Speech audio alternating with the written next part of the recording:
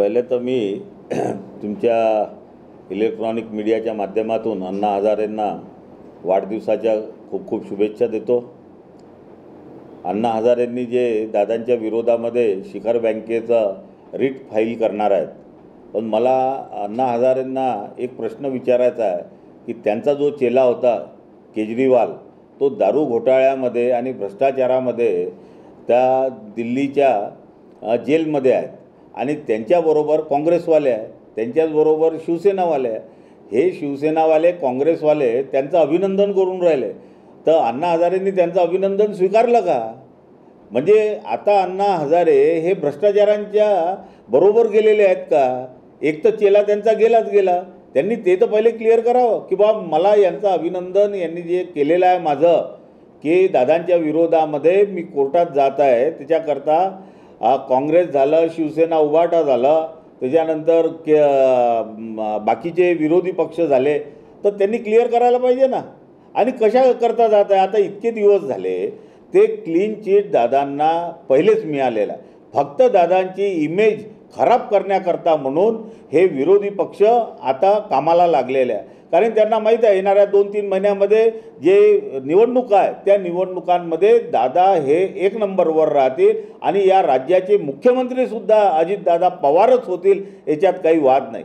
पण अण्णा हजारे जर खरंच भ्रष्टाचाराच्या विरोधात जर भांडत असतील तर त्यांनी रामलीला मैदानावर उपोषण करावं, केजरीवालच्या विरोधामध्ये त्याची सरकार बरखास्त करण्याकरता म्हणून उपोषण करायला पाहिजे, असं मी त्यांना आव्हान करतो। नाही तर काही दिवसामध्ये केजरीवाल ब्रँड हा आपला अण्णा हजारे ब्रँड हा पूर्ण याच्यातून नेस्त नाबूद होऊन जाईल।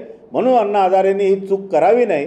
सगळ्यात पहिले ज्या लोकांनी भ्रष्टाचार केला आहे, सगळ्यात पहिले तर त्यांनी शिवसेनेच्या विरोधामध्ये जैन आपला कोणते ते जैन आपले सुरेशदादा जैनच्या विरोधामध्ये केलं आणि ते शिवसेनेचे संजय राऊत त्यांचं अभिनंदन करून राहिले।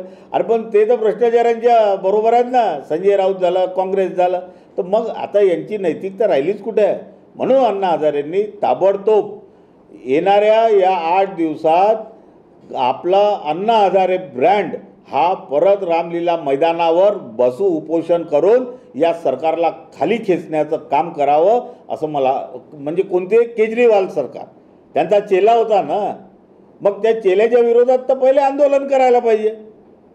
आणि आज यांच्याच ब्रँडमुळे तो मुख्यमंत्री झालेले आहेत ते, मग ते कसं दिसत नाही अण्णा हजारेंना?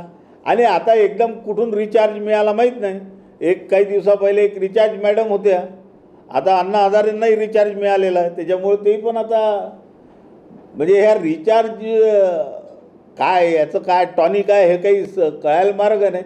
आणि आजकाल महाराष्ट्रात कोणी आलं की दादांच्याच विरोधात बोलायला लागलं। म्हणून या सगळ्यांना मी नम्रपणे हात जोडून विनंती करतो की तुम्ही या भानगडीत असं पडू नका आणि अण्णा हजारे ब्रँड हा खराब करू नका। सगळ्यात पहिले रामलीला मैदानावर जाऊन तिथे केजरीवालांच्या विरोधामध्ये उपोषण करा आणि त्यांचं सरकार खाली खेचा, अशी माझी विनंती आहे।